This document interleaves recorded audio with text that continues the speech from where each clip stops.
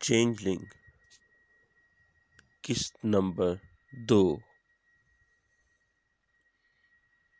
جی پہلا قتل۔ اس نے میری طرف غور سے دیکھا۔ ہم نے اصل بات چھپا لی، ابا جی کی ڈیتھ کو ایکسیڈنٹ ظاہر کیا۔ اندر ہی اندر ہم سب شدید دباؤ کا شکار تھے کہ یہ کیا ہو رہا تھا۔ کچھ سمجھ نہیں آ رہی تھی۔ جو بھی تھا وہ اکلوتا بیٹا تھا۔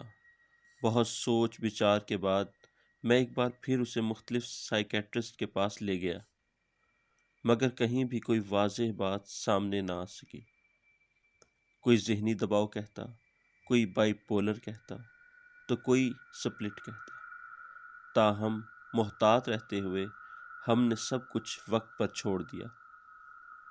مہروز کی حالت ویسی ہی رہی۔ ہم کوشش کرنے لگے کہ اس کی مرضی کے خلاف کوئی بات نہ ہو، مگر ہر جگہ ایسا نہیں ہو سکتا تھا۔ ایک دن میں آفس میں بیٹھا تھا جب اس کے اسکول سے کال آئی۔ مجھے ایمرجنسی میں بلایا گیا تھا۔ میں دوڑتا بھاگتا اسکول پہنچا تو معلوم ہوا اس نے سینئر کلاس کے ایک بچے پر حملہ کیا تھا۔ وہ بچہ اسے تنگ کر رہا تھا، جس کے بعد مہروز نے اپنی پینسل سے اس کی آنکھ پھوڑ دی۔ معاملہ بڑھ سکتا تھا، اس لیے میں فوری طور پر مہروز کو گھر لے آیا۔ متاثرہ بچے کے والدین سے بھی ملا اور معذرت کی۔ ان لوگوں نے بڑے پن کا مظاہرہ کرتے ہوئے معذرت قبول کر لی تھی، بیشتر اس کے کہ وہ آگے بولتا۔ میں نے تجسس کے ہاتھوں مجبور ہو کر اسے اشارے سے روکا۔ آپ کو کیا لگتا تھا کہ مہروز اس قدر متشدد کیوں ہو گیا تھا؟ گھر والے سمجھتے تھے جنات کا سایہ تھا۔ مجھے اس بات پر یقین نہ تھا۔ جنات کے وجود کو تو مانتا تھا، البتہ یہ بات طے تھی کہ جنات کسی انسان پر اس طرح سے انداز نہیں ہو سکتے تھے۔ پھر آپ کیا سوچ رہے تھے؟ آگے چل کر بتاتا ہوں۔ مہروز کو اس سکول سے نکال کر کچھ روز کے وقفے کے بعد ایک اور سکول میں داخل کروا دیا۔ دن گزرنے لگے۔ ایک رات پیاس کی وجہ سے میری آنکھ کھلی۔ پانی پینے کچن تک گیا۔ جیسے ہی لائٹ آن کی، سامنے کا منظر دیکھ کر میرے رونگٹے کھڑے ہو گئے۔ مہروز فرش پر بیٹھا تھا۔ اس کے ہاتھ خون آلود تھے۔ ہمارا چھوٹا سا پالتو کتا مردہ حالت میں اس کے ساتھ ہی پڑا تھا۔ اس کے جسم پر چھریوں کے نشان تھے۔ میں کسی طرح بہلا پھسلا کر مہروز کے ہاتھ لوا کے اسے اس کے کمرے تک چھوڑ آیا اور باہر سے کنڈی لگا دی۔ میں نہیں چاہتا تھا کہ اس کی ماں یہ واقعہ جان لے، سو اسی وقت کتے کے مردہ جسم کو ٹھکانے لگایا اور اچھی طرح فرش صاف کیا۔ اب مجھے کوئی حتمی فیصلہ کرنا تھا۔ ان حالات میں ہم سب کی جان خطرے میں تھی، سو میں مناسب وقت کے انتظار میں تھا۔ جلد ہی وہ وقت بھی آ گیا جب مہروز نے ایک بار پھر اپنی ماں پر حملہ کیا۔ وہ بال بال بچی۔ دوسرے دن ہی سب کو اعتماد میں لینے کے بعد میں مہروز کو ملک کے ایک مشہور مینٹل ہاسپٹل لے گیا، جہاں ایک نوجوان مگر مشہور ماہر نفسیات سے اپائنٹمنٹ لے رکھی تھی۔ میں نے شروع سے لے کر آخر تک اسے ایک ایک بات بتا دی۔ مکمل کہانی سننے کے بعد اس نے مہروز کا تفصیلی معائنہ کیا۔ اس کے مطابق نفسیاتی طور پر بظاہر تو وہ نارمل تھا، مگر جو حالات وہ سن چکا تھا اس کے بعد اس نے مہروز کو 1 ہفتے کے لیے ایڈمٹ کرانے کا کہا۔ میں خود یہی چاہتا تھا۔ سو کاغذی کارروائی مکمل کرنے کے بعد میں مہروز کو وہیں چھوڑ کر گھر واپس آیا۔ سوچا ہر دوسرے دن چکر لگاؤں گا۔ اس نے ایک بار پھر پانی کا گلاس اٹھایا اور گٹاگٹ گلاس خالی کر دیا۔ پھر تھوڑی دیر ادھر ادھر گھور کے دیکھا اور دوبارہ گویا ہوا۔ اس رات کچھ ایسا ہوا جس کے بعد مجھے یقین ہو گیا کہ مہروز کے ساتھ نفسیاتی مسئلہ نہیں، کوئی اور بات تھی۔ شام کو گھر پہنچتے ہی کھانا وغیرہ کھا کر میں جلد ہی سو گیا۔ آدھی رات کا وقت تھا جب میری بیوی نے بوکھلائے انداز میں مجھے جگایا۔ وہ کافی خوفزدہ تھی۔ اپنے ہونٹوں پر انگلی رکھ کے مجھے خاموش رہنے کا اشارہ کیا، پھر دبے قدموں کمرے کے باہر کی طرف چلی۔ میں حیران پریشان اس کے پیچھے چل دیا۔ اس رات جو منظر میری آنکھوں نے دیکھا وہ ہر حوالے سے ناقابل یقین تھا۔ مہروز، جسے میں میلوں دور ہسپتال داخل کروایا تھا، ٹی وی لاؤنج میں بیٹھا ٹی وی دیکھ رہا تھا۔ میں تھوڑی دیر صدمے کی حالت میں چلا گیا، پھر بیوی کو اشارہ کیا کہ وہ چپ چاپ کمرے میں چلی آئے۔ باقی رات ہم دونوں نے جاگ کے گزاری۔ صبح ہوتے ہی میں نے ہسپتال فون کیا۔ مگر فون مسلسل بزی جا رہا تھا، سو مجبوراً میں خود اس طرف روانہ ہو گیا۔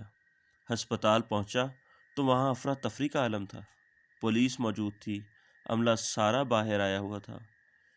میں نے ساتھ کھڑے ایک شخص سے وجہ پوچھی تو اس نے بتایا کہ رات ہسپتال کے 2 گارڈز کو بے رحمی سے قتل کر دیا گیا ہے۔ ان کے گلے کٹے ہوئے ملے، میرے ہوش اڑ گئے۔ تبھی کسی نے پیچھے سے میرے کندھے پر ہاتھ رکھا۔ وہ وہی نوجوان ڈاکٹر تھا۔ اس نے مجھے اپنے ساتھ چلنے کا کہا۔ ہم ہسپتال سے منسلک ایک ہوٹل میں آ گئے۔ ایک کونے میں بیٹھنے کے بعد ڈاکٹر نے فوراً مجھے کہا کہ جو وہ پوچھے گا میں سوچ سمجھ کر اس کا جواب دوں۔ میں نے اس بات میں سر ہلایا تو اس نے پوچھا، مہروز آپ کا اپنا بیٹا ہے یا اڈاپٹڈ ہے؟ میرا اپنا ہی بیٹا ہے جناب۔ کبھی ایسا ہوا کہ وہ گم ہوا ہو یا ایسا کوئی واقعہ ہوا ہو؟ نہیں، کچھ خاص تو مجھے یاد نہیں آ رہا۔ تو یاد کریں یا اپنے گھر والوں سے پوچھیں، یہ انتہائی ضروری ہے۔ میں نے اسی وقت اپنی بیوی کو کال کی، پھر ماں کو فون کیا۔ ہاں ایسا ہوا تھا، ماں جی بتا رہی تھی کہ 1.5 سال پہلے وہ چند گھنٹوں کے لیے غائب تو ہوا تھا، مگر پھر گھر کے پچھلے حصے سے ملا۔ مطلب میرا شک صحیح تھا۔ اب جو میں بات آپ کو بتانے جا رہا ہوں اسے صبر و تحمل سے سنیں۔ میں نے چونک کر ڈاکٹر کو دیکھا، پھر بولا، جی فرمائیے۔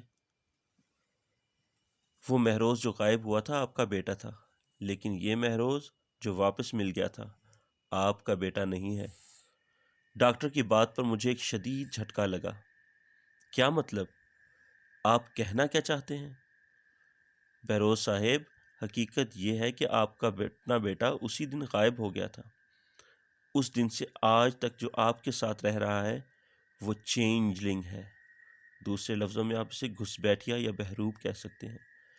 آپ کو شاید میری بات کا یقین نہ آئے، لیکن کل جب آپ اسے میرے پاس لے کر آئے تھے تب اس کا معائنہ کرنے اور تمام ماجرا سننے کے بعد ہی مجھے شک ہو گیا تھا، اور آج صبح جب مجھے گارڈز کے قتل کی خبر ملی تب میرا شک یقین میں بدلا۔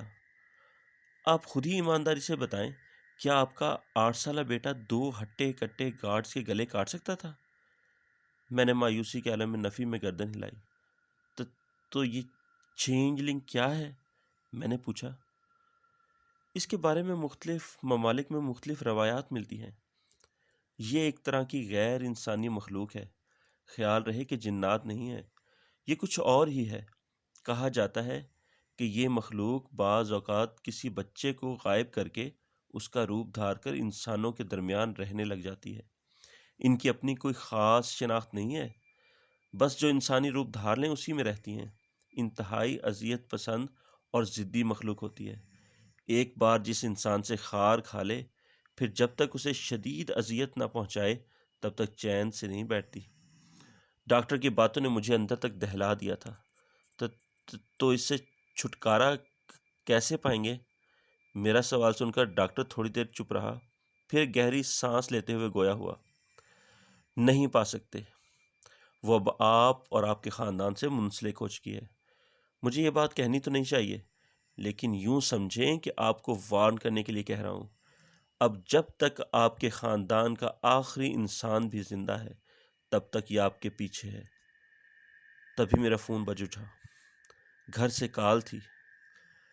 میں نے دھڑکتے دل کے ساتھ فون اٹھایا۔ جاری ہے۔ دوستو، اگر آپ کو ہماری کہانی پسند آئی ہے تو ہمارے چینل اردو کہانی گھر کو سبسکرائب کیجیے اور بیل کے آئیکن کو پریس کریں تاکہ ہماری تمام ویڈیوز آپ کو بآسانی مل سکیں۔ شکریہ۔